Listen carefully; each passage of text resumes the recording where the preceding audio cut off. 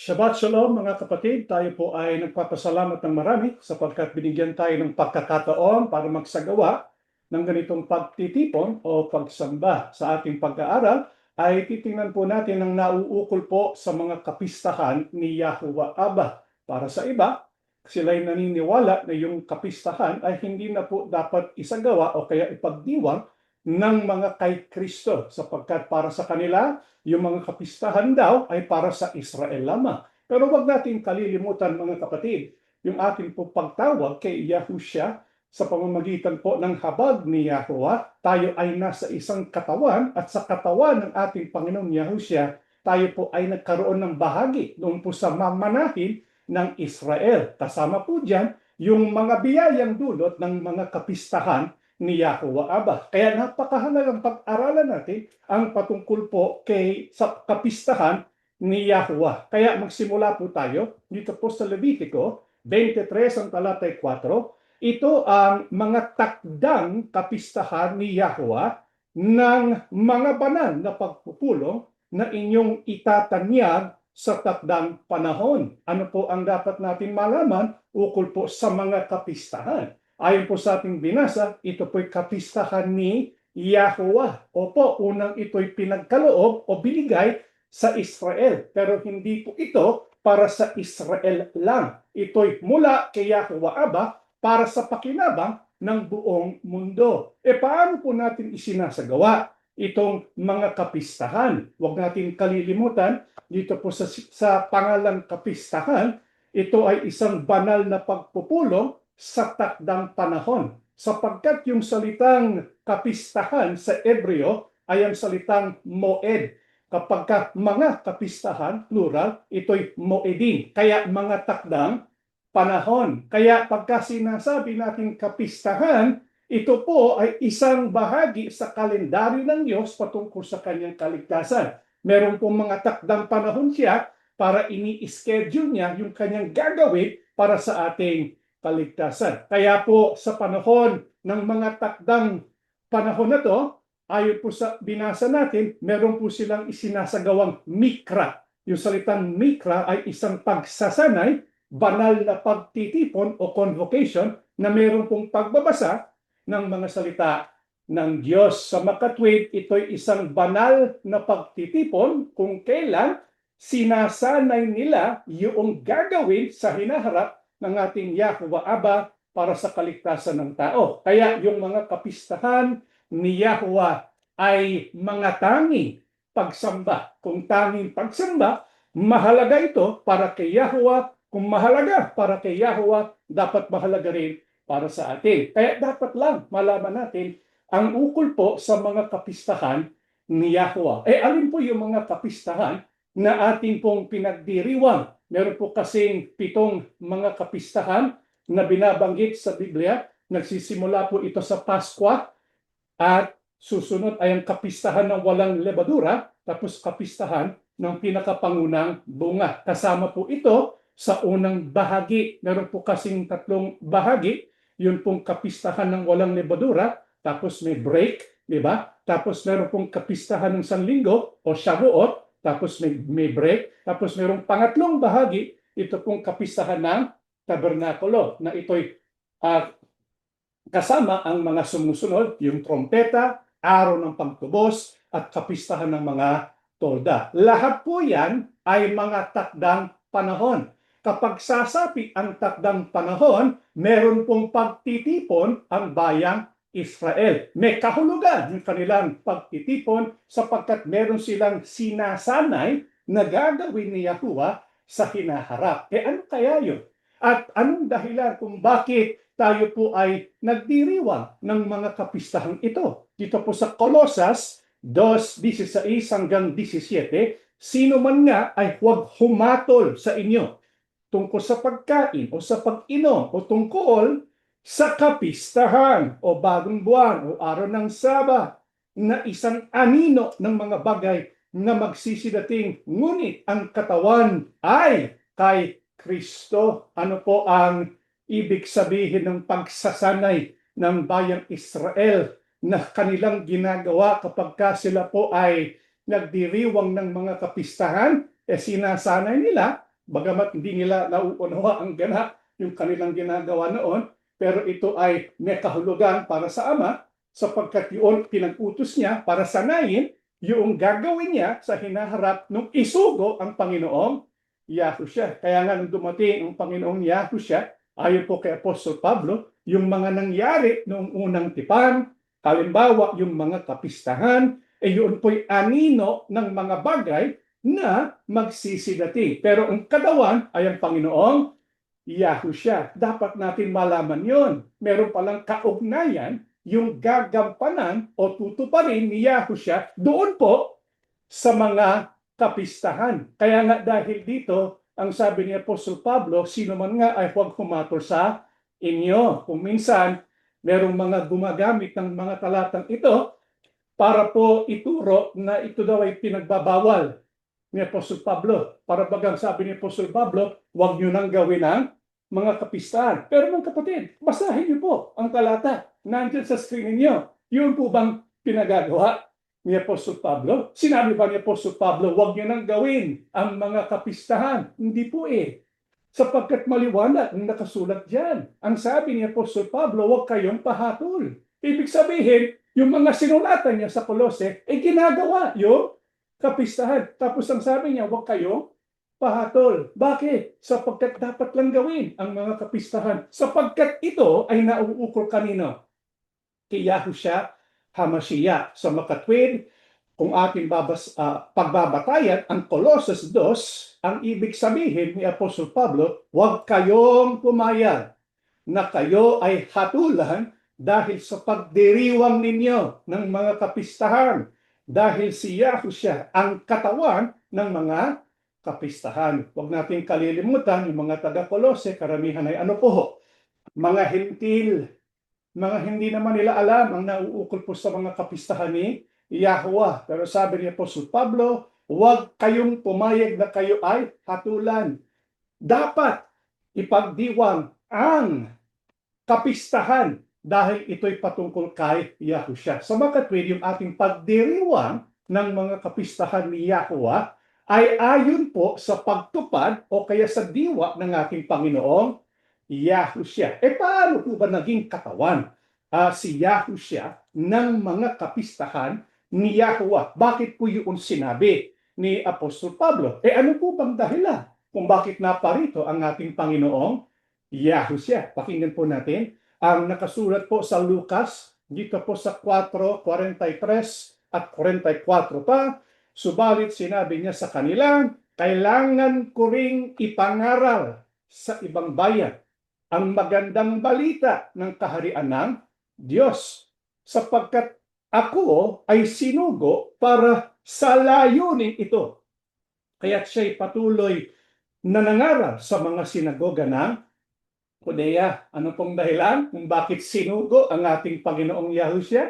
Ang sabi po niya, yung pangangaral ng magandang balita ng kaharian ng Diyos. Naparito po ang Panginoong Yahushua para po itanyag, para po i-establish yung pong kaharian ng Diyos. Ito'y palagi po natin naririnig, di ba? Sa New Testament, pero pong binabanggit na kaharian ng Diyos, kaharian ng langit, para po ang tao magkaroon ng bahagi sa kaharian ng Diyos at tayo namang lahat gusto natin magkaroon ng bahagi doon, Hudyo o Hintil, kalooban ng Diyos lahat ng tao makasama sa kanyang kaharian. Pero paano ito matutupad? Dapat matupad yung binabanggit dito ng Panginoon Yahushua na magandang balita. Ito po ay ebanghelyo. Sa Ingles, gospel or good news. Ang Panginoong Yahushua ay naparito para tuparin.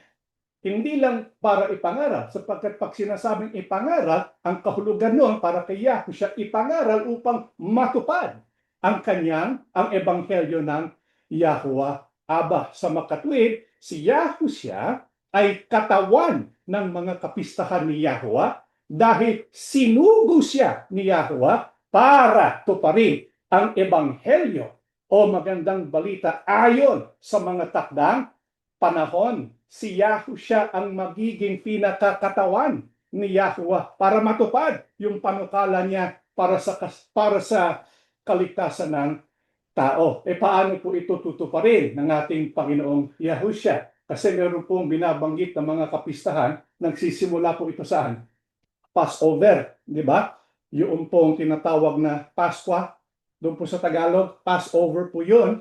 Ito po ay ang simula ng 7 o 7 mga kapistahan. Paano po ito tinupad ng ating Panginoong Yahushua? Pakinggan po natin ang Juan 1:29. Kinabukasan, nakita ni Juan si Yahushua na lumalapit sa kanya at kanyang sinabi, narito ang kordero ng Diyos na nag-aalis ng kasalanan ng sanlibutan. Paano po tinupad ng Panginoong Yahushua yung pong mga kapistahan ni Yahweh Aba at kung bakit ito napakahalaga? Ang ayon po kay Juan Bautista, nung nakita niya ang Panginoong Yahushua, sinabi niya siya ang kordero ng Diyos. Huwag natin kalilimutan, si Juan Bautista isang propeta. Kasi for the longest time, siguro mga about 400 years after Malakay, wala pong tinig ang Diyos Meron pong tinatawag na silent years. Tapos dumating si Juan Bautista, siya yung nagpahayag ng mga bagong mensahe. Kaya kung pag-uusapan ay tungkol po sa mga sugo ng Diyos, ang pinakahuling sugo, Panginoong Yahushua. Sinong ang nagsalita bago sa kanya? Si Juan Bautista. Si Juan Bautista nagturo ng mga bagong mensahe ukol sa kaligtasan at tinuro niya si Yahushua at sinabi niya si Yahushua ang kordero ng Diyos. Mahalaga po yun. Sapagkat sinabi din ni Juan Bautista na si Yahushua ay kordero ng Diyos sapagkat siya ang nag-aalis ng kasalanan ng sanlibutan. Bakit po ito mahalaga? Anong kaugnayan ito? Doon po sa ating tinatawag na Pasko o kaya Passover. Bakit po sinabi ni Juan Bautista na si Yahushua ang kordero ng Diyos? Pag sinabing kordero, yun po'y tupa, di ba? Tupa ng Diyos. Bakit po sinabi yun ni Juan Bautista? Si Yahushua po kasi bilang kordero ng Diyos na nag-aalis ng kasalanan ng sanlibutan ay pinagsasanay na sa panahon ng lumang tipan. Ang ibig kong sabihin, yun pong patungkol kay Yahushua bilang kordero ng Diyos, yun po ay panahon pa lang ng unang tipan o ng Old Testament. Panahon pa lang noon, meron ng pinagagawa ang Diyos na sumisimbolo sa gagawin ng Panginoong Yahushua. Ang tawag natin dito mga symbolic acts, mga typology. Kaya noon pa lang, parang pinapahayag na ni Yahuwah ang patungkol po sa kordero na mag-aalis ng kasalanan ng sanlibutan. Kailan po ito nagsimula? Halimbawa, ito po sa Genesis 22:7 hanggang 8 at 14. Ito po yung tinatawag na akeda na ating pinag-aralan sa isang Bible study po natin. Nagsalita si Isaac kay Abraham na kanyang ama ko, at kanyang sinabi, narito ako anak. Sinabi niya, narito ang apoy at ang kahoy, ngunit nasaan ang korderong handog na susunugin? Kaya't sinabi ni Abraham, anak ko, ang Diyos ang magkakaloob ng korderong handog na susunugin. At sila'y umalis na magkasama. Kaya't tinawag ni Abraham ang lugar na yon, Yahuwah Yireh. Kaya't sinabi hanggang sa araw na ito, sa bundok ni Yahuwah ito ay ipagkakaloob. Ang binasa po natin ay tungkol po sa pagsubok ni Abraham. Ito po yung akeda. Sapagkat ang sabi ni Yahuwah kay Abraham, ihandog mo ang iyong pinakamamahal na anak na si Isaac. Anong sabi ni Abraham? Hineni, di ba? Nakahanda siyang gawin yon. Pero noong papatayin na sana niya yung kanyang anak, nagsugo ng isang anghel si Yahuwah at sinabi, huwag mong tuluyan Abraham, pumasa ka sa iyong pagsubok. Pero anong binigay ng Diyos? Nagbigay siya ng ram, di ba? Pero dito po sa pahayag ni Abraham, nagsalita siya na meron pong patnubay ng Espiritu sapagkat sinabi niya, nung nagtanong kanyang anak, nasaan ang tupa? Anong sabi ni Abraham? Ang Ama, ang Diyos, ang magkakaloob ng korderong handog. Kaya nga ang tawag dun sa bundok na yon ay Yahuwah Yireh. Sa bundok ni Yahuwah, ito ay ipagkakaloob. Ibig sabihin, kung atin pong gagawing malalim ang pagsusuri natin, ang pag-intindi natin sa talatang ito, may sinasabi ang Diyos ng panguna.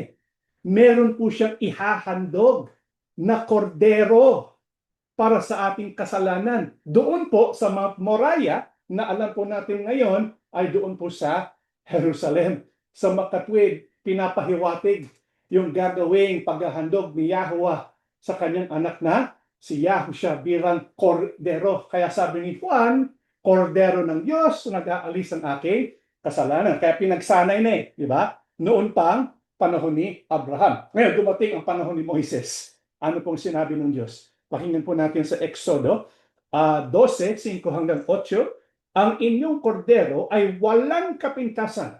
Isang lalaki na isang taong gulang, isang lalaki na isang taong gulang, inyong kukunin ito sa mga tupa o sa mga kambing, yon ay inyong iingatan hanggang sa 14 na araw ng buwang ito at papatayin ng buong kapulungan ng kapisanan ng Israel ang kanilang mga kordero sa paglubog ng araw. Pagkatapos, kukuha sila ng dugo at ilalagay sa 2 haligi ng pinto at sa itaas ng pintuan sa mga bahay na kanilang kakainan. Kanilang kakainin sa gabing yon ang kordero. Kanilang kakainin ito na inihaw sa apoy kasama ang tinapay na walang pampaalsa at mapapait na gulay. Paano pa ipinakita ng Diyos sa pamamagitan ng mga symbolic acts yung gagawin niya sa hinaharap? Nagbigay po siya ng utos na ito nga ay yung tinatawag nating Passover, yung Paskwa, isang kapistahan ni Yahuwah. Kasi si Yahuwah, pag kami pinagagawang utos, may dahilan yan eh. Ang Diyos po, alam niyang ginagawa niya. Hindi maaring alam ng mga tao yung ginagawa nila. Kasi yung pinag-utos ito ng Diyos, hindi naman ganap na alam ng mga tao ng Israel. Bakit ba natin ginagawa to? Kasi sumusunod sila. Pero nila ganap na alam kung ano yung pinaka dahilan kung bakit ito ay mahalaga para sa Diyos. Alam lang natin, mahalaga ito para sa Diyos. Sapagkat yung utos niya kay Moises, ano po? Ang sabi po, pag dumating na yung ika-10 araw ng unang buwan, which is ay month ng Abib, ika-10 pipili ng mga tupa yung bawat sambahayan. Tapos yung tupa ay dapat matiyak nila walang kapintasan. Aalagaan nila yung tupang yun. Tapos sa ika-14th ng araw, nung same month, month po ng Abib, yun po yung araw ng Passover. Yung Passover po kasi 14th day of the month of Abib.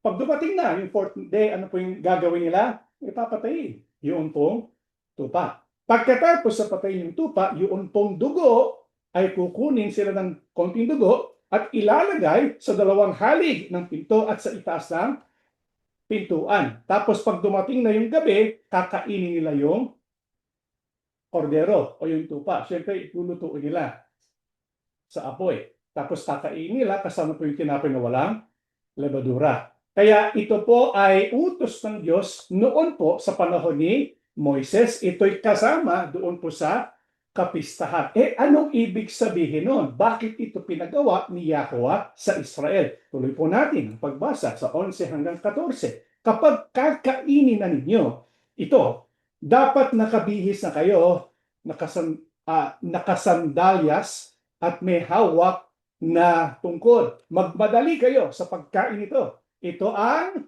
Paskwa ni Yahuwah.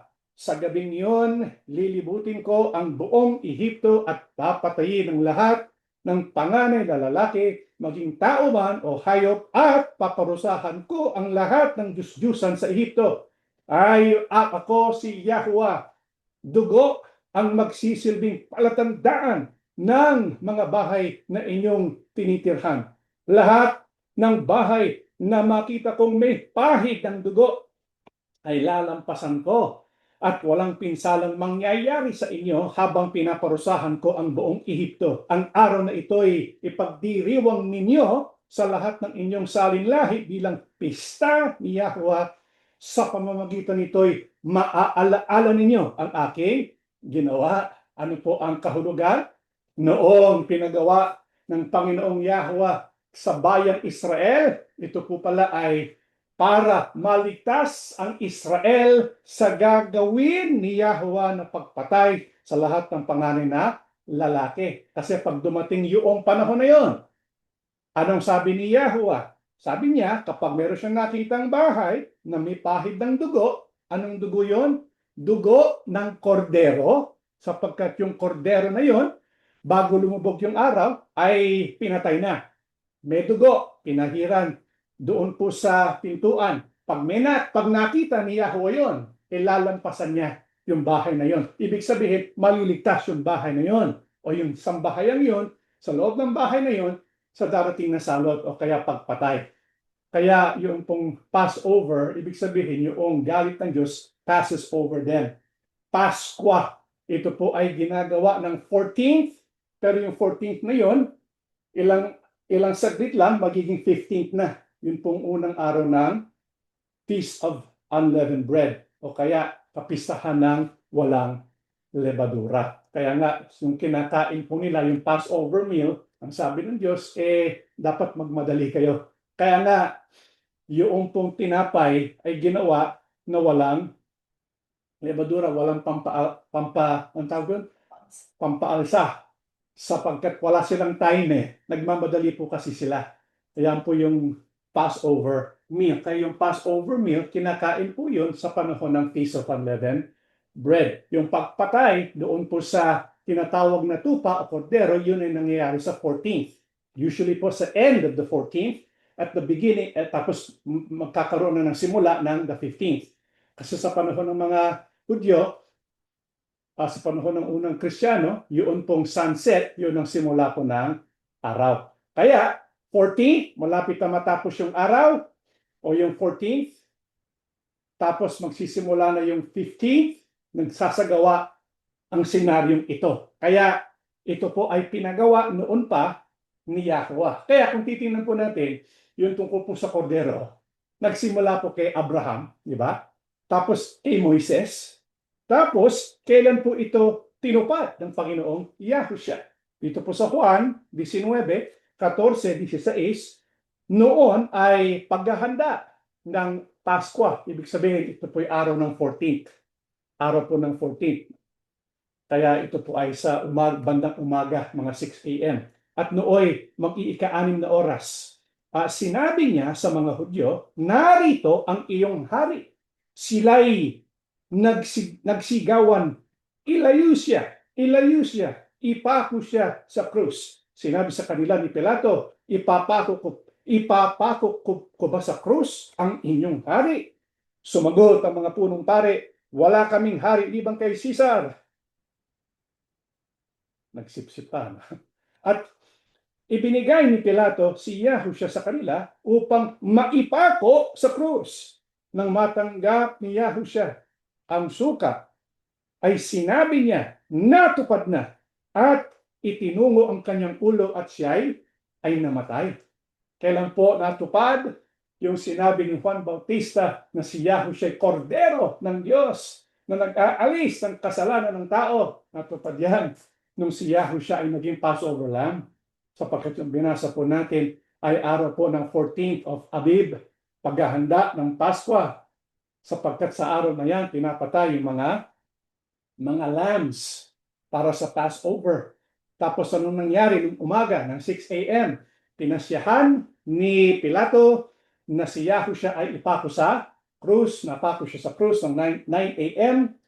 Nakapako siya hanggang 3 p.m. Tapos ng 3 p.m. siya po ay namatay. Sa makatwid, si Yahushua ay namatay noong Passover o kaya Paskwa, the 14th of Abib. Si Yahushua nung kanyang pagkamatay, dahil nga pinako sa krus, ibig sabihin nun, daraan siya sa matinding mga pagdurusa. Si Yahushua ay nagdusa at namatay bilang pangbayad at pangpalubag loob sa ating mga kasalanan. Pinag-aralan po natin yung pagkaiba ng pagbayad at yung pangpalubag ng loob. Expiation, tsaka propitiation.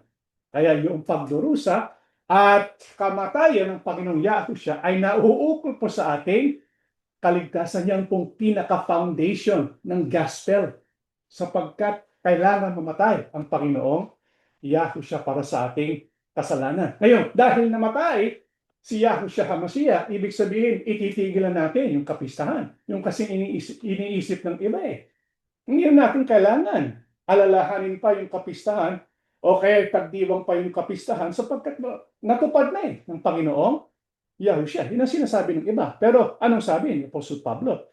Unang Korinto 5:7 hanggang 8, alisin ninyo ang lumang lebadura upang kayo'y maging bagong limpak na tulad sa kayo'y walang lebadura, sapagkat ang kordero ng ating Paskwa ay naihain na sa makatwid bagay si Kristo. Kaya nga, ipangili natin. Anong sabi? Kalimutan na? Anong sabi? Ipangili natin ang pista. Hindi sa lumang lebadura, ni sa lebadura man ng masamang akala at ng kasamaan, kundi sa tinapay na walang lebadura at sa pagtatapat at ng katotohanan. Anong sabi ni Apostol Pablo?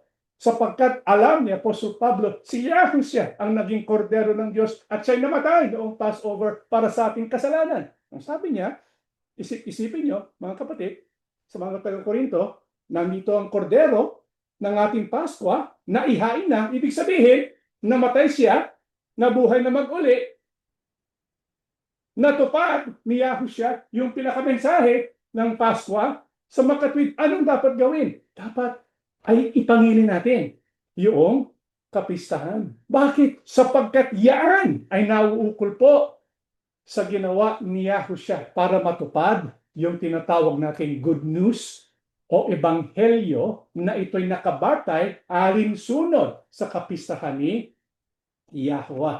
Kaya kung titingnan po natin, yun pong Passover, natupad yan ng Panginoong Yahushua. Noon pa sa panahon ng bayang Israel, sunod-sunod yung pinagagawa niyang mga kapistahan. Ginawa niya yon sapagkat merong gagawin ang Yahushua HaMashiach patungkol po sa panukalo ng Diyos na nakapaloob dun sa kanyang mawidim. Ano po yung isa? Yung Passover. Yung Passover, ang nangyari kay Yahushua? Siya po ay namatay para po sa ating kasalanan, pangbayad at pagpalubang loob sa ating kasalanan. Pero hindi lang yun. Yung susunod na mga kapistahan pagkatapos ng Passover, yung unleavened bread, first fruits, Shavuot, trumpets, atonement, tabernacles. Sunod-sunod po yun eh. Noong namatay ang Panginoong Yahushua, yun ang pinakauna, di ba? Sabi ni Apostle Pablo, dahil si Yahushua ang naging Passover lamb natin, sunod-sunod na. Sunod-sunod na yung mga ibang kapistahan. Kaya dapat natin ipagdiwang lahat ng kapistahan patungkol sa ginawa ng Panginoong Yahushua. Kaya kung tinupad natin o pinangingili natin o ina-observe natin yung Passover na patungkol kay Yahushua, dapat ganun din ang gawin natin sa lahat sapagkat may gagampanan at may ginampanan ang Panginoong Yahushua dito sa iba-ibang mga kapistahan. Halimbawa, sa unleavened bread, ano yung ginawa ng Panginoong Yahushua? Si Yahushua po ay nilibing, tapos sa Sheol, dineclare niya yung kanyang tagumpay sa kamatayan at sa Hades. Sa first fruits, anong nangyari? Siya po ay nagpakita bilang nabuhay na mag-uli. He appeared resurrected. Sa Shavuot o Pentecostes, Feast of Weeks, si Yahushua ay nagbigay o nagsugo ng banal na espiritu bilang kaloob. Ito na rin ang naging simula o tinatawag natin birth of the ecclesia. Kasi yung salitang ecclesia, yun po'y tumutukoy sa mga tao na may indwelling ng Holy Spirit. Ito po'y natupad, nagsimula sa panahon ng Shavuot. Trompeta naman ay tungkol naman sa pagparito ng Yahushua para kunin ang kanyang ecclesia. Kaya yung Shavuot, pag yung birth ng ecclesia, yung trumpets naman pagkuha ng ecclesia para bumalik na ang programa patungkol po sa Israel. Yun naman po ay sa atonement. Sa atonement po, i-restore ni Yahushua ang Israel para sila po ay maligtas bilang isang bansa para matupad yung mga pangako kay Abraham. At yung tabernacles naman, yun po ay ang pagsisimula ng paghahari ni Yahushua sa millennial kingdom. Kaya lahat po yan gagawin ni Yahushua. Kaya lahat po yan mahalaga. Kung mapapansin po ninyo itong mga mawidim, anong ibig sabihin ng mawidim ulit? Appointed time. Sino po ang gagawa sa mga appointed times? Si Yahushua, sapagkat siya yung katawan, di ba? Ng mga mawidim. Anong gagawin ni Yahushua sa mga appointed times? Yung ebanghelyo. Kaya yung ebanghelyo, the gospel, yun ay di mawidim fulfilled. Kaya yun pong mawidim, yun pong gospel, nagsimula po yan sa birth, ay sa ano po, sa suffering, sa death ni Yahushua, sa kanyang paglibing at sa kanyang pagkabuhay na uli. Ang tawag po dyan, redemption. Di ba? Yan ang redemption na ginawa ng Panginoong Yahushua. Yan ang pinaka-gospel per se, pinaka-foundation ng ebanghelyo. Pero hindi hanggang doon lang ang ebanghelyo. Hindi natatapos yung ebanghelyo doon po sa pagkamatay paglibing at pagkabuhay na maguli ng Panginoong Yahushua. Sapagkat meron pang dapat gampanan at meron pang ginagawa si Yahuwah Aba sa pamamagitan ni Yahushua. Ano po yun? Yung tinatawag nating restoration. Na nagsimula po ito nung isinugo ang banal na Espiritu. Ibig sabihin, yun pong ebanghelyo, yung gospel, yung kaganapan ng ebanghelyo nagsimula sa redemption. Pero yan po nagpapatuloy hanggang sa matapos na yung restoration. Kaya nasabi ni Apostol Pablo sa Colossus 2, di ba? Yung mga kapistahan, yun po ay kumakatawan kay Kristo. Sapagkat siya'y tutupad dun eh. Pero ito, meron po si Kristo tinupad na mga bawiin, pero meron pang hindi pa natutupad. Ibig sabihin, gagawin pa lang sa hinaharap. Kaya nga, yung pag-observe natin ng kapistahan, meron po tayong ginagawang pag-observe ng kapistahan bilang memorial at meron pong bilang rehearsal. Ibig sabihin, akin ang pananampalataya, tayo ay nagkakaroon ng pagtitipon sapagkat tayo sumasampalataya kung paano tinupad ni Yahushua yung mga unang kapistahan. Tutuparin din niya yung mga kapistahan na hindi pa natutupad. Kaya kung titingnan po natin yung kapistahan, yun pong first four Moedim was fulfilled by Yahushua ng sunod-sunod. Kaya kasama po ito sa tinatawag nating spring feasts. Yung Passover, unleavened bread, first fruits, Shavuot.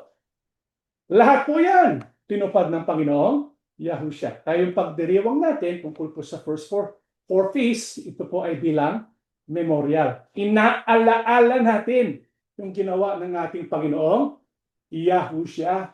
Yung ginawa ni Yahuwah, yung sinugo niya ang kanyang bugtong na anak. Pero yung tatlo pang hinaharap, ito naman po ay rehearsal. Tayo po ay sumasampalataya, tayo po ay nag-observe ng mga kapisahang ito sapagkat pinaghahandaan natin akay ng pananampalataya na si Yahushua babalik para kunin tayo, para i-restore ang Israel, ay para itatag ang millennial kingdom. Sa makatwid, yun pong first advent o unang pagparito, ito po'y memorial.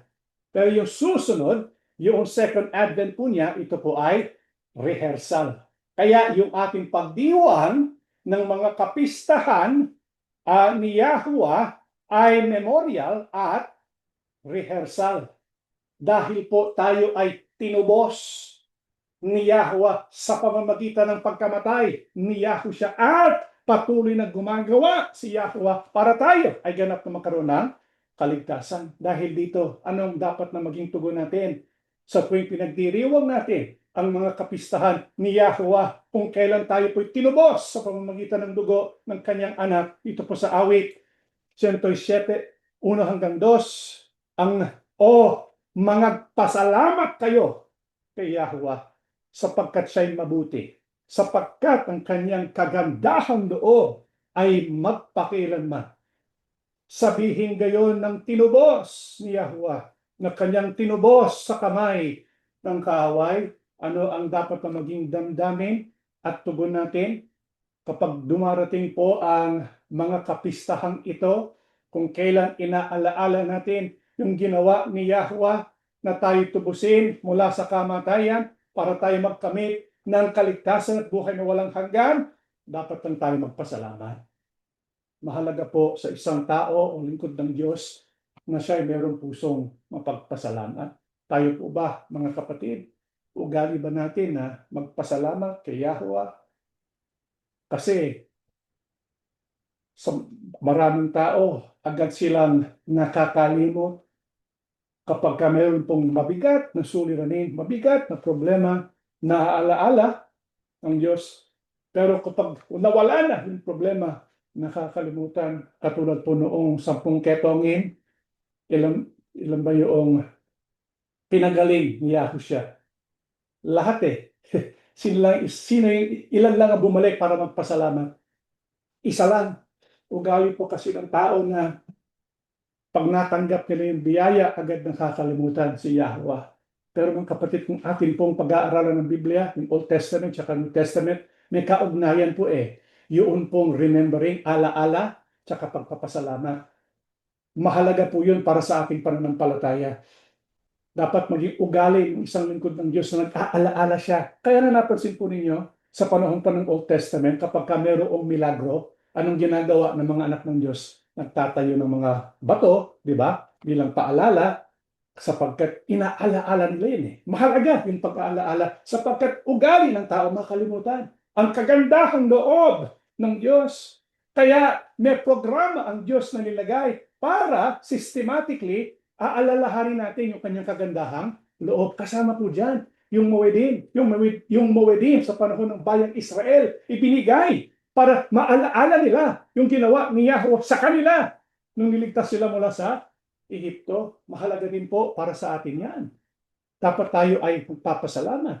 Kaya mga kapatid, ugaliin natin na tayo ay magpasalamat. Nagpapasalamat tayo sa panahon ng pagdiwang natin ng mga kapistahan ni Yahweh sapagkat si Yahweh at si Yahusha, sila po ay meron ng ginawa. Nagpapasalamat tayo sa kanilang mga ginawa na, yung pagtubos, yung tinatawag natin redemption, at tayo po ay nagpapasalamat sa gagawin pa sa hinaharap na kanilang gaganapin o tatapusin.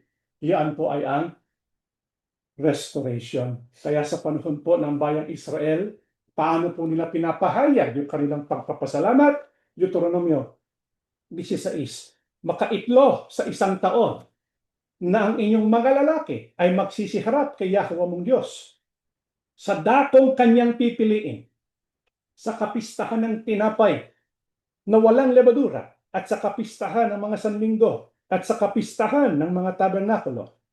At huwag silang haharap ng walang dala kay Yahweh. Bawat lalaki ay magbibigay ng kanyang kaya ayon sa pagpapala na ibinigay sa inyo ni Yahweh mong Diyos. Paano po nagpapasalamat ang mga anak ng Diyos, bayang Israel noon, kapag dumarating po ang araw ng kapistahan? May binanggit po dito, mayroong 3 pilgrimage na ginagawa sa isang taon. Ito po ay ginagawa sa kapistahan ng tinapay na walang lebadura, kapistahan ng Sanlinggo, at kapistahan ng mga tabernakulo. Mayroong 3 pilgrimage. Yung unang bahagi, kapistahan ng tinapay na walang lebadura, mayroong pong 3 kapistahan doon. Di ba? Paskwa, walang lebadura, at yung first fruits. Tapos, yung pangalawa, yung pong Shavuot, Feast of Weeks. Mag-isa lang po yun. Tapos yung pangatlo, yung pong kapistahan ng mga tabernakulo, meron din pong 3 kapistahan yun. Yun po ay ang trumpets, tapos ay atonement, tapos yung mismong tabernakulo. Kaya 7 po ang mga kapistahan ni Yahweh. Ano ang sinabi ng Diyos utos kay Moises sa tuwing haharap sila sa Diyos? Ang sabi po, kapag sila haharap sa Diyos, meron po silang dala. Kaya nga, ang nakasulat po dyan, kung mababasa po ninyo, di ba, naka-highlight, magbibigay ng kanyang kaya ayon sa pagpapala na ibinigay sa iyo ni Yahweh mong Diyos. Mga kapatid, ito rin ang gagawin natin. Tayo magpapasalamat kay Yahweh. At ipapakita natin yung pagpapasalamat natin kay Yahweh sa pamamagitan ng ihahandog natin sa Diyos. Ito'y pinaghahandaan natin para po maipakita natin sa Diyos na tayo ay nakakaunawa ng kanyang ginawa at nagpapasalamat sa kanyang ginawa na at sa patuloy pa niyang gagawin sa hinaharap. Kung meron pong dapat magpasalamat, kung ang bayang Israel ay nagpapasalamat, sino pong lalong dapat magbigay ng taus-pusong pagpapasalamat? Dito po sa Colosas 1:12 hanggang 14, na nagpapasalamat sa Ama na napaging dapat sa atin upang makabahagi sa mana ng mga banal sa kaliwanagan, na siyang nagligtas sa atin sa kapangyarihan ng kadiliman at naglipat sa atin sa kaharian ng anak ng kanyang pag-ibig, na siyang kinaroroonan ng ating katubusan, na siyang kapatawaran ng ating mga kasalanan. Nang tayo po'y napatawad sa kasalanan, dahil po sa ginawa ng Panginoong Yahushua, noon pong Passover, tayo po'y magmamana ng mana ng mga banal sa kaliwanagan. Magsisimula po yan pagparito muli ng Panginoong Yahushua, na sinisimbolize ang trompeta, At tayo po ay maghaharing kasama niya na sinisimbolize naman po ng tabernakulo. Kaya kung meron pong dapat magpasalamat ay tayo sapagkat tayo nakabahagi doon po sa kaharian ng anak ng kanyang pag-ibig. Kaya mga kapatid, malapit na ang ating kapistahan. Magsisimula po ito sa ating Passover. Paano po dapat natin paghandaan ang Passover? Paano po dapat natin ipagdiwang ang Passover? Dito po sa aklat ng Lucas 22:14 hanggang 18, nang sumapit ng oras, dumulog si Yahusha sa hapag kasama ng kanyang mga apostol. Sinabi niya sa kanila, nagagalak ako na makasama kayo sa hapunang ito bago ako maghirap. Sinasabi ko sa inyo, hindi na ako muling kakain ito hanggang sa ito'y maganap sa kaharian ng Diyos. Dumampot siya ng isang kopa at matapos magpasalamat sa Diyos sa ibinigay iyon sa kanila at nagsabi, kung kunin ninyo ito at paghati-hatian. Sinasabi ko sa inyo, mula ngayon, hindi na ako iinom nitong katas ng ubas hanggat hindi dumarating ang kaharian ng Diyos. Binasa po natin ay ang ginawa ng Panginoon Yahushua bago po siya dumaan sa kahirapan at bago po siya mamatay. Tinipon niya ang kanyang mga apostol doon po sa tinatawag na upper room at doon po may sinabi at pahayag ang Panginoon Yahushua. Ang sabi niya, nagagalak ako na makasama kayo sa hapunan ito. Ang gusto talaga ng Panginoon Yahushua, makasama ang mga apostol sa tinatawag na Passover meal. Pero doon po sa Passover meal, alam natin, ang kinakain, ano po? Yung kordero. Kaya yung binabanggit dito ng Panginoon Yahushua, hindi pa ito yung Passover meal per se, kundi ito ay tumutukoy sa nais ni Yahushua mangyari na makapili niya yung kanyang mga alagad doon po sa Passover meal. Pero ito ay ang Passover ni Yahushua bago siya maging kordero. Bago siya maging korderong mamamatay para sa kanila. Hindi po nila alam. Ang ibig sabihin nito, napakahalaga ang pangyayari ito sapagkat sa halip na kumain si Yahushua, kapiling ang mga alagad na meron silang kinakain na kordero. Yung kordero na mamamatay sa hinaharap ang kapiling nila sa hapunan ito. At anong itinatag ni Yahushua habang sila'y kumakain sa panahon po ng Passover? Dito po sa huling talata na ating babasahin, dumampot din siya ng tinapay at matapos magpasalamat sa Diyos ay kanyang pinaghati-hati iyon at ibinigay sa kanila. Sabi niya, ito ng aking katawan na inihahandog para sa inyo. Gawin ninyo ito bilang pag-aalaala sa akin. Gayon din naman, dinampot niya ang kopa pagkatapos maghapunan at sinabi, ang kopang ito ang bagong tipan ng Diyos na pinagtibay ng aking dugo. Ang aking dugo ay mabubuhos alang-alang sa inyo. Mga kapatid, ano bang tinatag ng Panginoon Yahushua? Panahon po ng Passover sapagkat alam niya hindi makakapiling yung kanyang mga alagad doon po sa mismong Passover meal. Tinatag niya yung tinatawag nating banal na hapunan. Yan po ang gagawin natin sa Passover. Gagawin natin yung tinatag ng Panginoon Yahushua sapagkat ito'y sumasagisag sa panibagong tipan.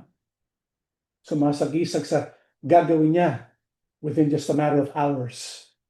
Sapagkat pagkatapos nito, huhulihin na siya, tapos siya po ipapako na sa krus ng umaga. Ito po kasi bandang gabi di ba? Gabi na po ito ng 14th of Nisan. Nagsisimula pa lang yung 14th. Ilang oras na lang siya po ay huhulihin. Tapos sa sunrise, makakaroon ng trial. Sabihin ni Pilates, ipapako siya sa krus. By 9 o'clock, nakapako na siya sa krus. Tapos by 3 o'clock, namatay na ang ating Panginoong Yahushua. Bago pa nangyari yun, sinabi niya na sa kanyang mga alagadang mangyayari, daraan ako sa matinding paghirap. Pero meron akong ibibigay sa inyo na ito ay maging paraan para maalaala niyo ko.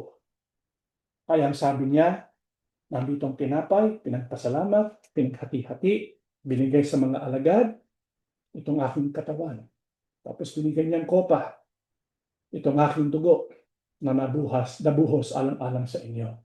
Itong gagawin natin sa ating Passover. Kakain tayong tinapay na sumasagisag sa katawan ni Kristo at iinom tayo ng grape juice o katas ng ubas na sumasagisag sa dugo ng ating Panginoong Yahushua. Pero ang pinakamahalaga mga kapatid, hindi lang natin basta kakainin yun. Hindi lang natin basta iinumin yun. Ang sabi ng Panginoong Yahushua, gawin niyo ito bilang pag-aalaala sa akin. Dapat alalahanin natin yung pagdurusa, yung kamatayan ng Panginoong Yahushua. Pero anong aalalahanin natin kung hindi naman natin isinasagawa yung pag-aaral, yung nakasulat sa Biblia ukol po sa kanyang pagdurusa. Kaya nga meron po tayong mga Bible study ng kapatid. Niyayaya po namin kayo. Daluhan niyo po ang mga Bible study na ito. Yung tungkol po sa Isaiah 53, dalawang bahagi po yun. Meron po tayong pag-aaralan na hula tungkol sa Psalm 22. Kailangan napakahalagang basahin din natin yun at alamin sapagkat doon natin maaalaala yun pong pagdurusa at kamatayan ng ating Panginoong Yahushua. Gagawin natin ito para alalahanin yung nagligtas sa atin, yung nagdusa alang-alang sa atin. Aalahanin natin ang pag-ibig ni Yahuwah at ang pag-ibig ng kanyang bugtong na anak na si Yahushua ang Masiyah. Yan po ang ating leksyon. Tayo po'y tumayo at manalangin. Dakila namin Yahuwah Abba. Salamat ng maraming sa iyo. Naging panukala mo ang tungkol sa aming kaligtasan.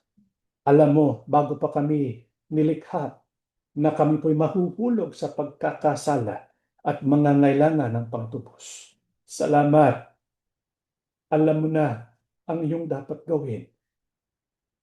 Ibigay ang iyong bugtong na anak para sa aming lahat.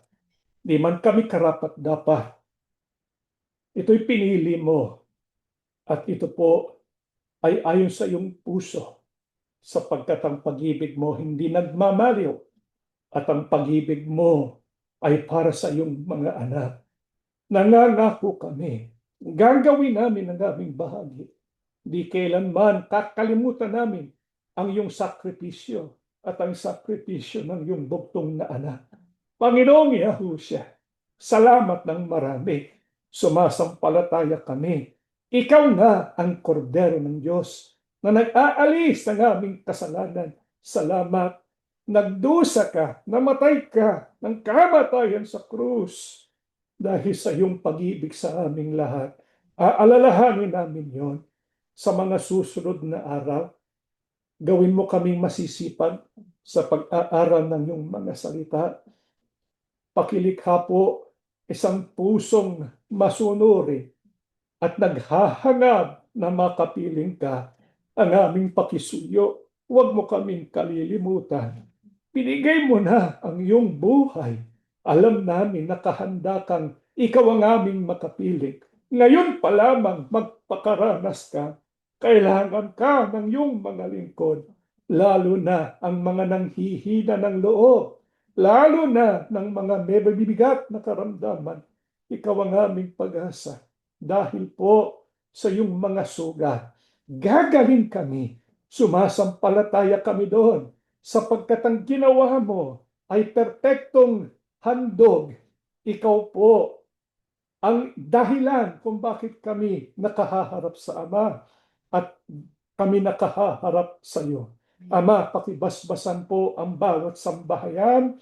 Iligtas po kami sa lahat ng kapahamakan at manatili po ang iyong pag-ibig na itong maranasan namin araw-araw sa aming buhay. Kami po'y sumasampalataya. Dininig mo ng aming panalangin sa pangalan po ng aming tagapagligtas na si Yahushua HaMashiach. Amen.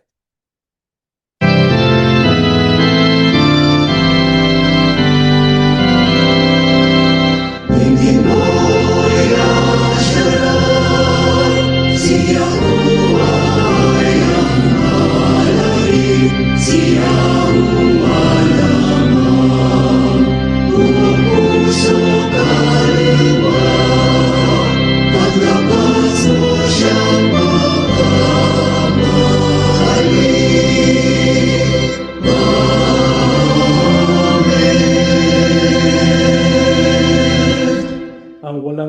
na pag-ibig at masaganang awa ni Yahuwah Abba, ang biyaya at kapangyarihan ni Yahushua HaMashiach, at ang laging pagsama ng banal na Espiritu ay sumaating lahat ngayon at magpakailanman.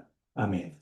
Mga kapatid, paalala lang po, sana po ay nasusubaybayan ninyo ang ating mga Bible studies na natapos na po natin yung patungkol po sa Isaiah 53, sa Isaiah 53. Mahalaga pong malaman natin ang tungkol po sa hulat ito sapagkat may malaking kinalaman sa gagawin nating paggunita sa pagdurusa at pagkamatay ng ating Panginoong Yahushua. Ito po ay nasa YouTube at nasa Facebook po.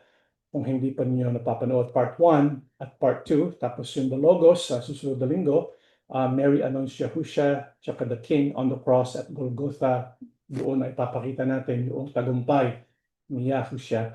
Tapos yung March 26, ito po ay pinakamahalaga sapagkat dito natin makikita yung hula tungkol po sa Psalms 22, tungkol sa pagdurusa at kamatayan din ng ating Panginoong Yahushua. Kaya yung Isaiah 53, Psalms 22, mahahalagang dapat natin maunawaan sapagkat ito ay may kinalaman talaga yung sa gagawin nating Passover, kakain natin tinapay at iinom sa kopita. At yung March 31st, yung celebration natin ng Spring Feast of Yahuwah. At yung ating pong Passover, April the 1st, ito na rin po yung first day of unleavened bread. Kaya Wednesday, April the 1st, 7 p.m. Pacific Standard Time. Ito po in person. Kung nais po ninyong makasama kami in person, please let us know para mabigay po namin yung address ng venue. At sa mga gaganap ng hapunan ito remotely, ay kailangan gumawa kayo ng sariling unleavened bread po ninyo at kumuha po kayo ng katas ng ubas, whether it be grape juice or wine according to your liking. Kaya sana nakahanda na po yun bago po magsimula yung ating pagsamba. At yung ating pong Feast of First Fruits, ito po ay magsisimula April the 5th, 10 o'clock a.m. Pacific Standard Time. Ito po ay araw ng Sunday. Ito po ay online worship service only. Tapos yung last day of unleavened bread, ang first day ay April the 1st, last day April the 7th. Throughout this, hindi po tayo kakain ng leavened bread, right? Bilang practice of sincerity and truth na binanggit ni Apostle Pablo. At yung preparatory prayers po natin ay simula na po this coming Tuesday, March 24 hanggang March 31st, 7 p.m. Maliban na lang, araw po ng Friday at Saturday sapagkat gagawin natin yon sa panahon ng pagsamba. Tapos yung BLP for March ay ang aklat ng Jeremiah tsaka Lamentations. Natatapos na po ang ating pagsamba ng Yahuwah Abba and Yahushua HaMashiach. Bless all of us.